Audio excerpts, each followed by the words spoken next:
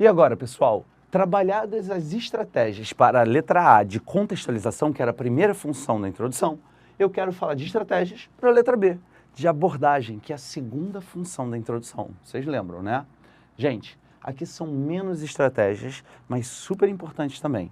Não sei se vocês lembram, eu falei no nosso primeiro vídeo dessa aula sobre a construção de algo que era super importante e sobre o qual eu vou falar agora. Abordagem tem a ver com a... Peraí, deixa eu escrever aqui. Tem a ver com a tese. E olha, de uma vez por todas, eu quero que vocês se lembrem do que é uma tese. Tese, eu vou colocar aqui e depois eu falo, tá? É a ideia central do texto. Então, quando eu falo sobre seu posicionamento, seu ponto de vista, seu juízo de valor sobre o tema, essa seria a ideia central do texto como um todo, a partir da qual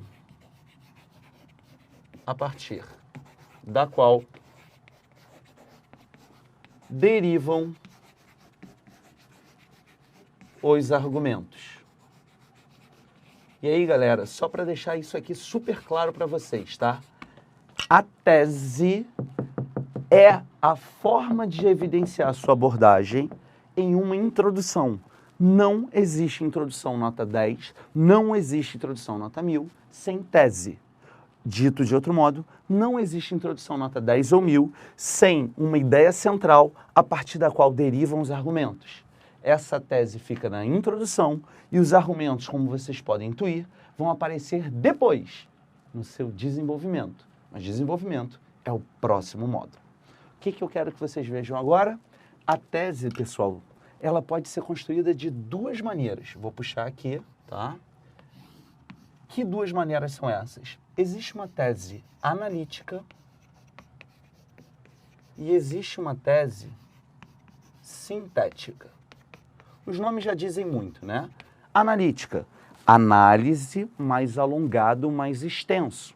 Sintética, síntese, resumo, compacto, breve, direto, objetivo.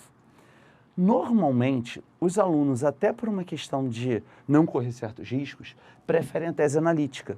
O que é a tese analítica? É aquela em que ocorre uma citação genérica dos argumentos. Citação genérica dos argumentos. Como assim, Rafael, citação genérica dos argumentos? Eu mostro para vocês. Querem ver um exemplo? O primeiro exemplo, eu não estou vendo, o nosso material está todo prontinho aí, só que ele não está necessariamente na ordem que eu estou usando aqui na aula, tá? Eu prefiro usar na ordem que me parece mais fácil para você entender. Lá no item 1.3.1, tá assim, introdução por citação dos argumentos, de novo, 1.3.1. E é um tema ligado ao Estatuto do Desarmamento, o primeiro exemplo.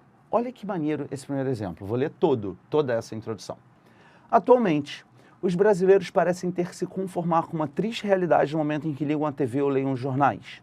O grande número de crimes cometidos com a manipulação de armas de fogo.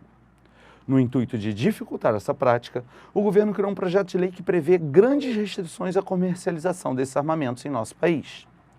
Nessa perspectiva, presta atenção agora, hein? Nessa perspectiva, aspectos comerciais, sociais e principalmente humanos devem ser avaliados para que se chegue a uma conclusão minimamente polêmica sobre a questão. Opa! Olha como esse cara aqui faz um mapa daquilo que está por vir.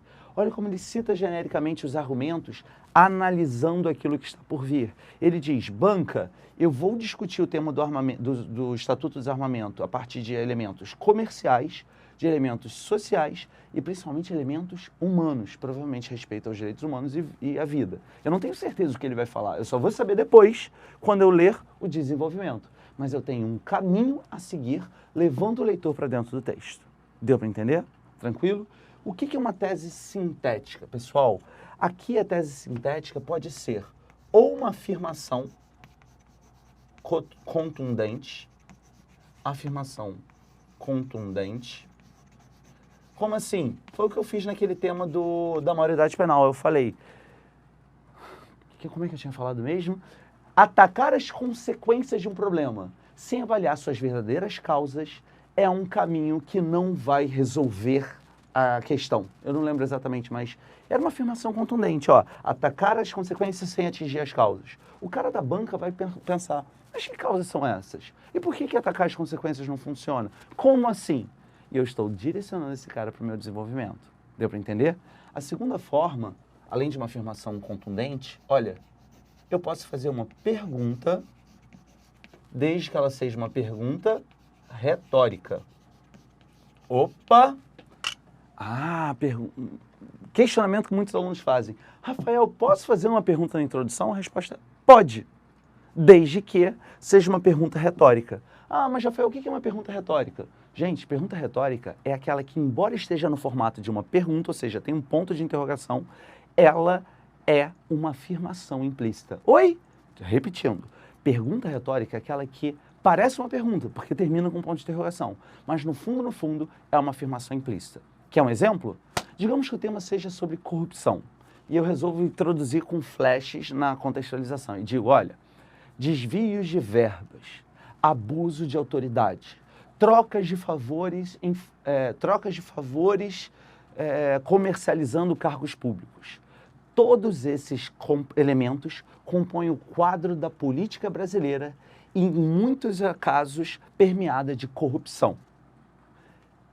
Como isso ocorre há décadas, é necessário perguntar, será que o eleitorado brasileiro está realmente pronto para fazer escolhas no próximo período eleitoral? Interrogação. Olha o que eu disse. No fundo, se eu estou falando de um monte de questões relacionadas à corrupção, eu pergunto, será que o eleitorado brasileiro está preparado? No fundo, eu estou afirmando, o eleitorado brasileiro não está preparado, precisa de mais conscientização, precisa de mais informação, precisa de menos manipulação. Como? Ainda vou ver. É o meu desenvolvimento. Mas eu estou fazendo uma pergunta retórica que sugere abordagem de forma sintética, constrói uma tese.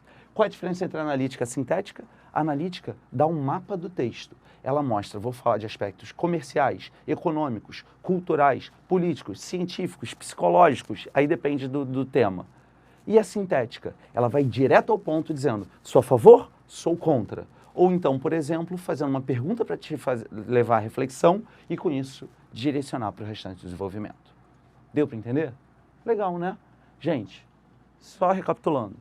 Se você quiser fazer uma introdução, se você quiser levar o leitor para dentro do texto, em 4 a 6 linhas, você tem que fazer 2 coisas. Uma, contextualizar com diversas estratégias e depois sugerir a abordagem. Tem que ter uma tese analítica ou sintética. Cumprindo essas 2 funções, você já causou uma excelente primeira impressão e a tendência é sua nota aumentar. E depois? Depois tem desenvolvimento, depois tem conclusão e você vai assistir os próximos módulos justamente em busca desse tipo de conhecimento. Tamo junto.